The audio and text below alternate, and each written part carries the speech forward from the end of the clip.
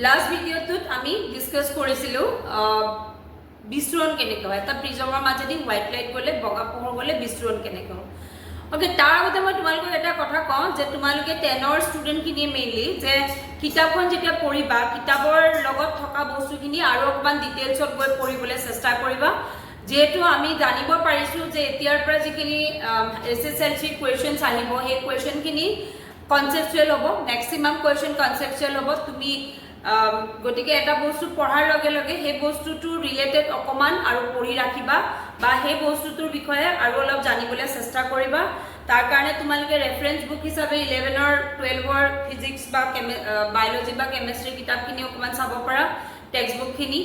মুঠতে এটা বস্তু কিতাপত যিটো আছে সেইটোতো জানিবই লাগিব, তাৰ লগতে তোমালোকে আৰু দুটা বস্তু সেই বিষয়টোৰ বিষয়ে আৰু দুটা তিনিটা বস্তু অধ্যয়ন কৰিবলৈ চেষ্টা কৰিবা যাতে তোমালোকৰ সেই টপিকটোৰ বিষয়ে নলেজ মানে প্ৰপাৰ থাকে, ঠিক আছে। যেনেকৈ আগতে তোমালোকে দেখিছিলে ডাঙৰ বাহঁতে দাদাহঁতে বা মা দেউতাহঁতেও আগৰ পুৰণি কুৱেশ্যন পেপাৰ কালেক্ট কৰি কুৱেশ্যনবিলাক চিলেক্ট কৰি পঢ়িছিলে। তাৰপিছত ধৰা তাৰ ভিতৰত তোমাৰ বহুতকেইটা কুৱেশ্যন কমন আহিছে আৰু ফলত তোমাৰ মাৰ্কছ বহুত পায়, কিন্তু আজিকালি এইটো ছিষ্টেম নচলিব। তো গতিকে নোট বনোৱাতকৈ বেছি পঢ়িবলৈ চেষ্টা কৰিবা। নোট বা ক'ৰবাৰ গাইডৰ নোট অমুক এই নোটছবিলাকতকৈ বেছি ইম্পৰ্টেণ্ট হৈছে পঢ়িবলৈ চেষ্টা কৰিবা, কনচেপ্টটো ল'বলৈ চেষ্টা কৰিবা আৰু যিমান পাৰা নিউমাৰিকেল যিবিলাক চেপ্টাৰৰ লগত ৰিলেটেড হৈ আছে সেই নিউমাৰিকেলখিনি কৰিবলৈ চেষ্টা কৰিবা। মুঠতে টেক্সট বুকটো জানিবই লাগিব, প্লাছ টেক্সট বুকৰ লগত টেক্সট বুকত থকা টপিকৰ লগত জড়িত সকলো বস্তু অকণমান অধ্যয়ন কৰিবলৈ চেষ্টা কৰিবা। কাৰণ text book is a wind', তো টেক্সট বুকখনৰ মাজেদি তুমি যিমান পাৰা দূৰলৈকে চাব চেষ্টা কৰিবা, ঠিক আছে। গতিকে আমি আশা কৰিম যে ল'ৰা ছোৱালীখিনিয়ে ভালকৈ প্ৰিপেয়াৰ কৰে আৰু বহুত এইকাৰণেই ভালকৈ প্ৰিপেয়াৰ কৰিবা 9-10টো, কাৰণ 9-10টো তোমালোকৰ বেছ, এইটো বেছৰ ওপৰত ডিপেণ্ড কৰি 11-12 পঢ়িব লাগিব। গতিকে 9-10ত যদি তোমালোকে ভাবিছা যে মুখস্থ কৰি বা নোটছ পঢ়ি পেলাই মই মেট্ৰিকত বহুত ভাল নম্বৰ পাই যাম, পাব পাৰা, নাজানো। এতিয়া মেট্ৰিকৰ পেপাৰখন মই দেখা নাই কি হ'ব, আমি ভাবিছোঁ বহুত কনচেপচুৱেল হ'ব, ভাল হ'ব, কিন্তু যদিহে তেনেকুৱা ঠিক নহয় ক'বতো নোৱাৰোঁ। গতিকে তেতিয়া হয়তো কোনোবাই পায়ো যাব পাৰে মাৰ্কছ, কিন্তু মাৰ্কছ পোৱাটো মেটাৰ নকৰে, কাৰণ 11-12ত তুমি গৈ পেলাই বুজি পাব লাগিব। যদি তুমি ছায়েন্স লোৱা তাৰ কাৰণে তোমাৰ 9-10 বেছটো খুব ধুনীয়াকৈ পঢ়ি ক্লিয়াৰ হৈ যাব লাগিব। তো এতিয়া আজি গতিকে আকৌ এবাৰ কওঁ যে বহুত ভালকৈ পঢ়িবা, কনচেপ্ট লৈ পঢ়িবা, অকল কিতাপত থকাখিনিয়ে নহয়, পাৰিলে আৰু দুটা তিনিটা বেছিকৈ পঢ়িবা। টেক্সট বুক ফ'ল' কৰিবই লাগিব, টেক্সট বুক বিনা একো নহয়, text book must. Then next কথাটো হৈছে মই লাষ্ট যিটো ভিডিঅ' আপলোড কৰিছিলোঁ তাত মই পাতিছিলোঁ এটা প্ৰিজমৰ সহায়ত বিস্ফোৰণ ঘটোৱা, মানে এটা হোৱাইট লাইট সোমালে বগা পোহৰ এটা যেতিয়া প্ৰিজমত সোমাই তেতিয়াহ'লে আমি 7টা ৰঙত ভাঙি যোৱা দেখা পাম। আৰু একে ঘটনা আমি দেখা পাম ৰামধেনু হ'বৰ সময়ত। যেতিয়া ৰামধেনু হ'বৰ হয় বা যেতিয়া ৰামধেনু হয় সৃষ্টি হয় আকাশত, তেতিয়াহ'লে তোমালোকে এটা কথা মন কৰিছা চাগে, সেইটো সময়ত বৰষুণ দি থাকিব লাগিব আৰু ৰ'দো থাকিব লাগিব, দুইটা বস্তু একেলগে। ধৰা তোমাৰ পূবফালে বৰষুণ দিছে, পশ্চিম ফালে সূৰ্যটো আছে, মানে সূৰ্যৰ ৰশ্মিটো উল্টাকৈ আহিব লাগিব, বা তোমাৰ পশ্চিম ফালে বৰষুণ দি আছে, পূবফালৰ পৰা সূৰ্য ওলাইছে। ঠিক তেনেকুৱা ধৰণৰ সময়ত উল্টা হ'লে তেতিয়া আমি ৰামধেনু দেখা পাওঁ। তো এতিয়া ৰামধেনু দেখা পাবলৈ হ'লে প্ৰথম কথা হৈছে তাত এটা পানীৰ কণিকা থাকিব লাগিব, ঠিক আছে। এই পানীৰ কণিকাটোত যেতিয়া এটা পোহৰ ৰশ্মি বগাই হ'ব, বগা ৰং পোহৰ ৰশ্মি এটা সোমাইহি, এইফালে সূৰ্যটো আছে ধৰা, এনেকৈ আহি পোহৰ ৰশ্মিটো ইয়াত সোমালেহি। এইটো কি লাইট? বগা লাইট, মানে হোৱাইট লাইট। মই ইংৰাজীখিনি কৈ যাম কাৰণ মই ভাবোঁ যে ইংৰাজীটো ইকুৱেলি জনাটো দৰকাৰ, কাৰণ যদি তোমালোকে ছায়েন্স পঢ়া ইংৰাজী মাধ্যমতে পঢ়িব লাগিব। অসমীয়া মাধ্যমত মই নাজানো আজিকালি পঢ়ায় নে নপঢ়ায়, কিতাপ পাবলৈ বহুত অসুবিধা হ'ব। আৰু এণ্ট্ৰেঞ্চৰ কাৰণেতো তোমালোকে ইংৰাজী শব্দই ব্যৱহাৰ কৰিব লাগিব, ইংৰাজী মিডিয়ামেই ফ'ল' কৰিব লাগিব। গতিকে 10ৰ পৰা 9ৰ পৰা অকণমান ইংৰাজী শব্দ জানিবলৈ চেষ্টা কৰা। তো এতিয়া এই হোৱাইট লাইটটো যে সোমোৱাৰ লগে লগে এইটো কি? এইটো হৈছে পানীৰ অণু এটা, ঠিক আছে, পানীৰ অণু বা পানীৰ কণিকা এটা। এতিয়া এইটো এটা বেলেগ এটা মাধ্যম, এইটোত আছিলে বায়ু, এইখিনি আছিলে বায়ু। তো বায়ুৰ পৰা যেতিয়া পানীত সোমাব তেতিয়াহ'লে তাৰ বেণ্ডিং হ'ব, মানে প্ৰতিসৰণ হ'ব। কিয়? কাৰণ দুটা বেলেগ মাধ্যম, এটা বায়ু লঘু মাধ্যম আৰু এটা ঘন মাধ্যম। তো এতিয়া যেতিয়া প্ৰতিফলন হ'ব, প্ৰতিফলন 7টা ৰং ইয়াত মিহলি হৈ আছে, এটা 7টা ৰং মিহলি হৈ আছে। 7টা ৰঙৰ মই আগৰ ভিডিঅ'ত কৈছিলোঁ প্ৰত্যেকটো ৰঙৰ এটা মাধ্যমত প্ৰত্যেকটো ৰঙৰ বাবে প্ৰতিফলনাংক বেলেগ বেলেগ হয়। ওকে, তো আকৌ এবাৰ মই মনত পেলাই দিছোঁ VIBGYOR, এই 7টা ৰং আছে। 7টা ৰঙক যদি মই চাওঁ তেতিয়াহ'লে চবতকৈ কম বেগ হয় এইফালে, বেগ কমে, বেগ কম, মানে যদি মই ৰেড আৰু ভাইলেট কম্পেয়াৰ কৰোঁ তেতিয়াহ'লে চবতকৈ কম বেগ হ'ব ভাইলেটৰ আৰু চবতকৈ বেছি বেগ হ'ব ৰেডৰ। ঠিক আছে, এতিয়া যদি মই প্ৰতিফলনাংক উলিয়াওঁ, এই পানীৰ প্ৰতিফলনাংক উলিয়াই লৈছোঁ কাৰ বাবে? ভাইলেটৰ কাৰণে। তো C বাই ধৰি লৈছোঁ ভাইলেটৰ বেগ হৈছে VV বুলি কওঁ, VV মানে VV2 ভাইলেট ৰঙৰ পোহৰটোৰ বেগ। ঠিক আছে, ইয়াৰ বেগ, এই তৰংগটোৰ বেগ। আৰু ধৰি লৈছোঁ VRটো হৈছে ৰঙা ৰঙৰ পোহৰটোৰ বেগ, একেটা মাধ্যমত পানী। ঠিক আছে, তো এইটো হৈ গ'ল ভাইলেট ৰংটোৰ প্ৰতিফলনাংক কাৰ? পানীৰ প্ৰতিফলনাংক ভাইলেট ৰঙৰ পোহৰটোৰ বাবে। ঠিক তেনেকৈ মই যদি ৰঙা ৰংটোৰ প্ৰতিফলনাংক উলিয়াওঁ পানীৰ প্ৰতিফলনাংক ৰঙা ৰংটোৰ বাবে, তেতিয়াহ'লে এইটো মই লিখিব লাগিব CVR। এতিয়া আমি জানো যে ইয়াত মই এইটো লিখি দিওঁ VV মানে ভাইলেট ৰঙৰ বেগ। তো এতিয়া VV হৈছে কম আৰু VR হৈছে বেছি, বেগ এফালে কমিব। গতিকে এতেকে NV কিয় হয়? VV এইটো যদি কম হয়, এইটো যদি বেছি হয়, তেতিয়াহ'লে ইয়াৰ মানটো বেছি হ'ব, মানে NV greater than NR হ'ব। ঠিক আছে, আৰু তোমালোকে চাগে জানা যে, বা নাজানিলে মই কৈ দিছোঁ, যেতিয়া প্ৰতিফলনাংকৰ মান বাঢ়িব তেতিয়াহ'লে তাৰ বেণ্ডিং বাঢ়িব।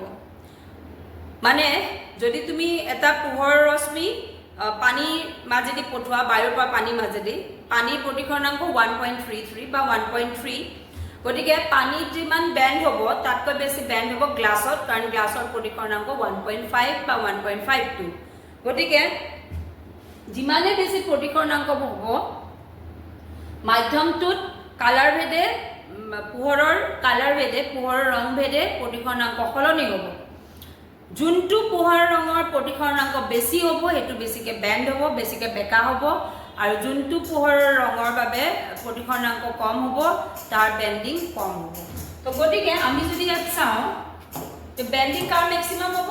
বেণ্ডিং মেক্সিমাম হ'ব ভাইলেট ৰংটোৰ বেণ্ডিং মেক্সিমাম হ'ব। চোৱা কিয় বেছি হ'ব? কাৰণ ভাইলেটৰ, কাৰণ NV is greater than NR, মানে ভাইলেট ৰঙৰ প্ৰতিফলনাংক, ভাইলেট ৰঙৰ বাবে পানীৰ প্ৰতিফলনাংক ৰঙা ৰঙৰ বাবে পানীৰ প্ৰতিফলনাংকতকৈ বেছি। গতিকে এইটো যদি মই ভাইলেট যদি ইমানটো বেকা হয়, ৰঙাটো অলপ কমকৈ বেকা হ'ব, ইমানটোমান বেকা হ'ব। ঠিক আছে, হ'ল। এতিয়া ধৰি লৈছোঁ এইখিনিলৈকে তোমালোকে বুজি পালা। এতিয়া কি হ'ল, পৃথিৱীখনত আমি মানুহখিনিতো তলত আছোঁ, আমি মানুহখিনি ইয়াত আছোঁ, এইখন পৃথিৱী। ঠিক আছে, এতিয়া মানুহখিনি তলত আছোঁ, আমি তলৰ পৰা চাম। গতিকে এতিয়া আমি কি দেখিম? চোৱা, এইটো যেতিয়া ভাইলেট ৰংটো ইয়াত পৰিলে, কিছুমান যেতিয়া বেণ্ড হৈ পেলাই এইটো পোহৰ, এইটো ধৰা তোমাৰ পানীত কণিকাটো এনেকৈ সোমাই গ'ল, সোমাই এইখন ৱালত পৰিলে, যোনখিনি ইয়াত পৰিব তাৰ কিছুমান সিফালে ওলাই গুচি যাবগৈ পাৰে, বাহিৰৰ এনেকৈ গুচি যাবগৈ পাৰে সেইফালে, আৰু তাৰে কিছুমানে কি হ'ব, এনেকৈ আকৌ পুনৰ প্ৰতিফলিত হ'ব। তাৰপিছত যিহেতু এটা ট্ৰান্সপাৰেণ্ট, এটা স্বচ্ছলি পানীৰ কণিকা, গতিকে সি আকৌ ওলাই আহিব এনেকৈ। এইবাৰ কিন্তু পানীৰ পৰা বায়ুলৈ ওলাই আছে, গতিকে বেকাটো অকণ বেলেগ ধৰণে হ'ব। তুমি যদি নৰ্মেল ড্ৰ কৰা গম পাবা সি বেকা, মানে নৰ্মেলৰ পৰা, মানে লম্বৰ পৰা সি আঁতৰি গৈছে। এতিয়া ঠিক তেনেকৈ ৰঙাডালো আহিব, অকল ইয়ে আহিব যে তেনেকুৱা নহয়। আৰু আকৌ কৈছোঁ মই, প্ৰত্যেকটো ইয়াতে আহি পৰা ৰশ্মি ঘূৰি নাহে এনেকে কেডালমান তাৰে আহিব কিছুমান এইফালে গুচি যাবগৈ যিখিনি আহিব সেইখিনি ইয়াত এনেকে পৰিব পৰি পেলাই আকৌ এনেকে পৃথিৱীৰ ফালে আহিব এতিয়া মোৰ চকুটো ধৰা এইখিনিতে আছে ধৰা মই এইখিনিতে ৰখি আছো মোৰ চকুটো তুমি চকুটো দেখাত বহুত ডাঙৰ যেন লাগিছে কিন্তু ইমান ডাঙৰ চকু নহয় আসলতে এটা কণিকাটো বহুত ক্ষুদ্ৰ থাকে কণিকাটোকে মই ডাঙৰকৈ আঁকিছো গতিকে চকুটো তাৰ কম্পেৰিজনত ডাঙৰকৈ আঁকিবলৈ বাধ্য হৈ পৰিছো তো এতিয়া এই কণিকাটো বহুত সৰু এটোটো ইমান ডাঙৰ কণিকা নাথাকে তো গতিকে অকমানি কণিকাটোৰ পৰা ৰশ্মিখিনি আহি চকুটো সোমাবহি আৰু তেতিয়া আমি সাতটা বেলেগ বেলেগ কালাৰ আমি দেখা পাম তো সাতটা কালাৰ আমি ক'ত দেখা পাম ইয়াত দেখা পাম আমি ধেনুভুৰিয়া কিয় দেখা পাম কাৰণ চোৱা এই পৃথিৱীখন আমাৰ ধেনুভুৰিয়া টাইপৰ আমি অকমান জেগাত ৰখিছো আমি এটমস্ফিয়াৰ বায়ুমণ্ডলৰ অকমান অংশ দেখা পাম গতিকে অকমান অংশ আমাৰ কাৰণে ছাতি সদৃশ বা ধেনু সদৃশ হ'ব তো এইটো এটা অণু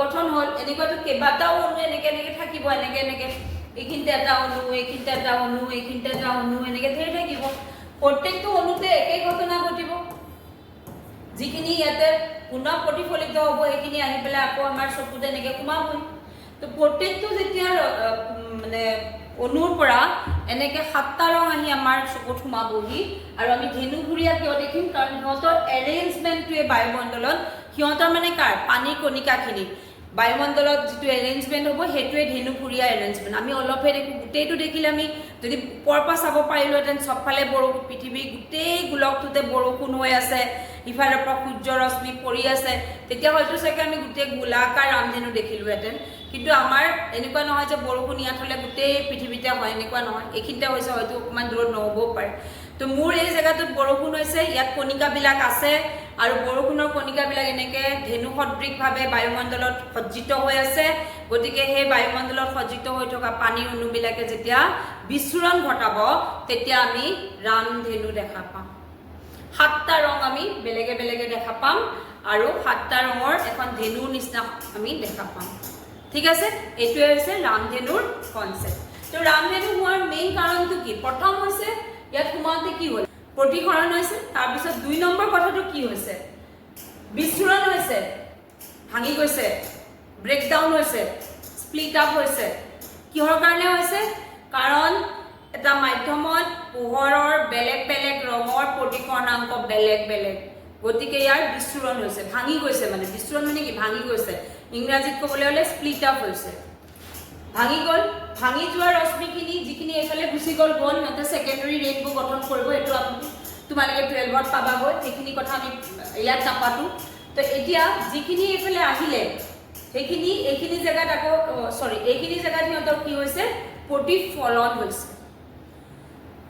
পুনৰ প্ৰতিফলন হৈছে এইটো আভ্যন্তৰীণ প্ৰতিফলন বুলি কয় আভ্যন্তৰীণ প্ৰতিফলন আভ্যন্তৰীণ কিয় কৈছে কাৰণ সেই অণুটোৰ ভিতৰতে হৈছে কোনো বেলেগ এটা মাধ্যমত গৈ পেলাই হোৱা নাই ঠিক আছে গতিকে সেই মাধ্যমতে সেই অণুটোতে হৈছে গতিকে কয় আভ্যন্তৰীণ প্ৰতিফলন হৈছে আভ্যন্তৰীণ প্ৰতিফলন হৈ আকৌ এইখিনিৰ পৰা প্ৰতিসৰণ হ'ল হৈ চকুত আহি সোমালে যেতিয়া আমি তেতিয়া ৰামধেনু দেখা পালো গতিকে তিনিটা ঘটনা হয় এটা প্ৰতিসৰণ এটা হৈছে বিস্ফোৰণ আৰু আভ্যন্তৰীণ প্ৰতিফলন আভ্যন্তৰীণ পূৰ্ণ প্ৰতিফলন নহয় কিন্তু আভ্যন্তৰীণ প্ৰতিফলনহে হ'ব আভ্যন্তৰীণ পূৰ্ণ প্ৰতিফলন বেলেগ এটা কথা ইয়াত হ'ব আভ্যন্তৰীণ প্ৰতিফলন তিনিটা ঘটনা আকৌ কৈছো মই প্ৰথম ইয়াত হৈ গ'ল প্ৰতিসৰণ ইয়াত হৈ গ'ল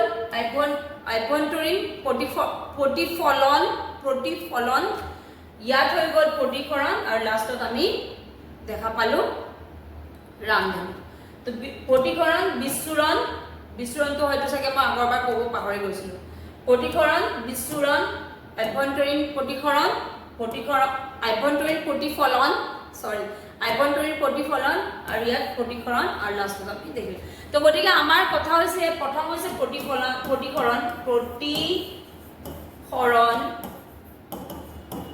এইটো 2 নম্বৰ বিস্ফোৰণ 3 নম্বৰ হ'ল আভ্যন্তৰীণ